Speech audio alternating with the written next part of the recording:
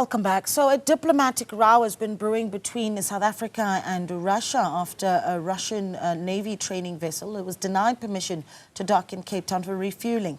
This comes shortly after Home Affairs Minister Schreiber approved a similar request from the United States. The ship last visited Cape Town in August 2023 during a training voyage with over 300 cadets aiming to strengthen naval ties. At the same time, Democratic Alliance criticized the visit, saying it undermined South Africa's non-aligned stance on the Russia-Ukraine war. Government has now explained why entry was refused this time. The MK party slammed the decision, warning it could trigger an avoidable diplomatic fallout. It says Russia remains a key BRICS ally with deep historical ties to South Africa, dating back to its support for Umkhonto weSizwe during the apartheid era. Newzroom Afrika has reached out to the Home Affairs Ministry and the Border Management Authority. Both have refused to comment. Former diplomat and public relations executive Dr. Kingsley Makhubela joins us now for analysis. Dr. Makhubela, good evening to you. And we do appreciate your time. An interesting development here. We're seeing a vessel that has been here on our shores before, back in 2023, but this time not being allowed to dock for refueling. I mean, your initial thoughts. Good evening, Naledi. You know, the biggest problem is it's not only a diplomatic row that is going to develop out of this, is the legal basis for South Africa to refuse the small need to make a port of call in Cape Town. There are no legal basis for South Africa to do that. And I think we're starting to see a tendency across, even in private sectors. There have been incidents in the past that certain oil companies have refused to refuel the Russian registered planes. It's basically not acceptable because any service provider that operates within the country must be obliged and bound by the laws of this country. So the rule of law is very important. So the basis of this is quite worrying. And I hear what the other political parties are saying. But I'm just worried about the rule of law, that we're starting to undermine the rule of law. We're starting to take unilateral decisions that are not informed by any rationality. And I think we should move away from that as a country. That's my first biggest concern, Naledi. Yeah, and that's the internal issue, right? Then there's the external fallout of this. The DA, of course, saying that the acceptance of this vessel for refueling would, you know, and they did so in 2023 as well, saying that it undermines South Africa's non-aligned stance on the Russia-Ukraine war. But one could argue that the denial of that vessel to refuel also taking somewhat of a position, in your view? I agree with you, Naledi. It's really problematic for people to think that a refueling or for a ship to make a port of call at any of our harbors is an indication of taking sides. South Africa occupies a very unique strategic geographic location. And this geographic location that South Africa has, it's not only for our own benefit, but it's for humanity. Is to allow all vessels to make port of call as long as they are not coming with hostile intention to the country. And I think that's where the rationality is. It's what is the rationale for the refusal? And I think it's quite problematic to want to pin that to a political decision. What would happen tomorrow if an American warship is to make a port of call? Would they deny it? They should allow it as long as it doesn't come with hostile intention. That should be the basis. And I think, Naledi, what the country should avoid is to act on the intuition or second guessing some of the countries that are in conflict with Russia. The enemies of Russia are not necessarily the enemies of South Africa. And the enemies of South Africa should not necessarily be the enemies of other countries.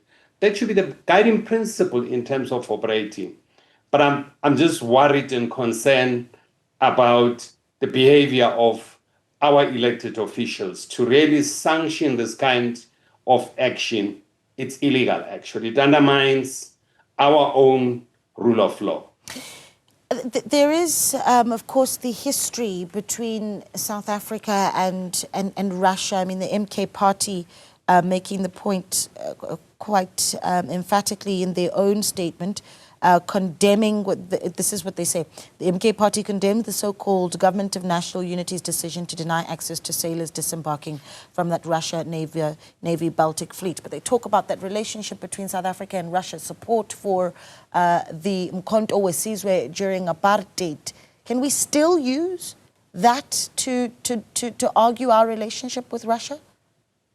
Naledi, this is beyond that. I think you're going to find different political parties who would want to coin their own view. This is essentially a behavior of government, a state institution. And that behavior of government must be rational at all material times, because the state possesses enormous powers over all of us. And if we start to allow the state to behave outside the legal framework, we're going to be creating dictators. People are going to unilaterally and selectively decide to deal with what they want or what they don't want. In this instance, making a port of call, the state or the government in this case, they should explain the rationale for refusal. And that rationale must be able to withstand any scrutiny, even in the court of law. I still think it's basically illegal for our elected officials to do this. I know there are views that it's because of the negotiations on trade between the United States and Russia. Next week, Vladimir Putin and Donald Trump are having a summit. They're going to discuss a host of issues, including strengthening their relations. What really informs South Africa to behave in this manner? I think the bigger problem, Naledi, is that this emerging multipolarity, because there's the absence of a strategic thinking and planning within the government as to how to navigate this emerging dynamics. People are starting to second guess without developing a coherent and proper policy framework that would inform not only today's actions, even actions of tomorrow, and moving forward, how do we navigate this kind of issue? Take Russia out of the equation. Any other country that would make a port of call, would they refuse it? Would it be seen as taking sides with it? That's where the big problem is, Naledi. You know, we did hear today that President Cyril Ramaphosa will have continued engagement with the U.S. President Donald Trump. And I'm bringing that in because you did bring the issue up of the tariffs. They've come into effect, essentially.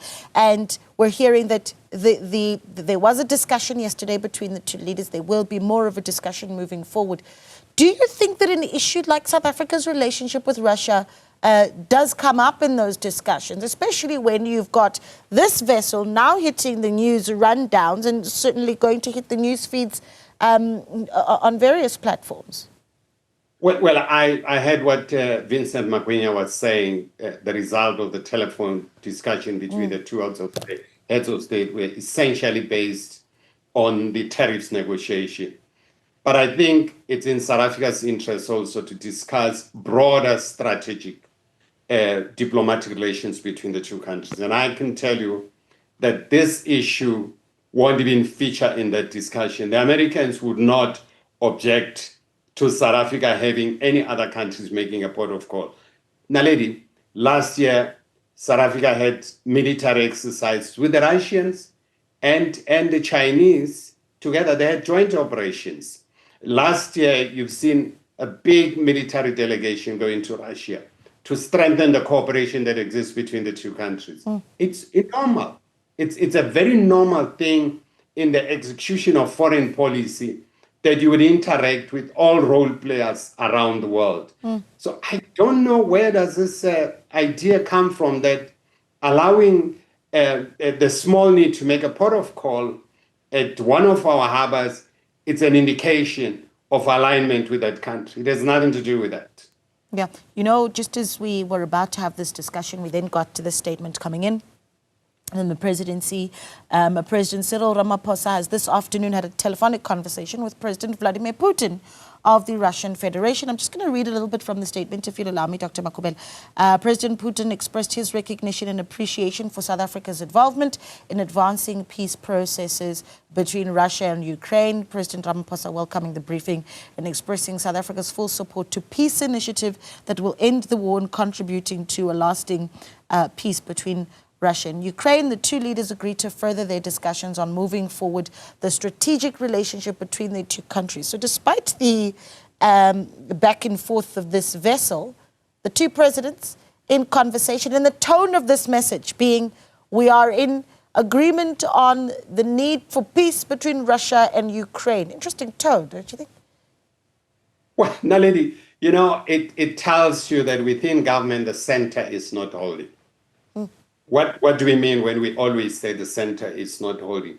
The center should be able to bring divergent views together and emerge with a strategic position that really outlines the interests of the country and protects the integrity of the country moving forward. So the center is not holding. You can see people are doing as they wish. It's a huge problem for our own sovereignty as a country if we're going to allow this kind of behavior.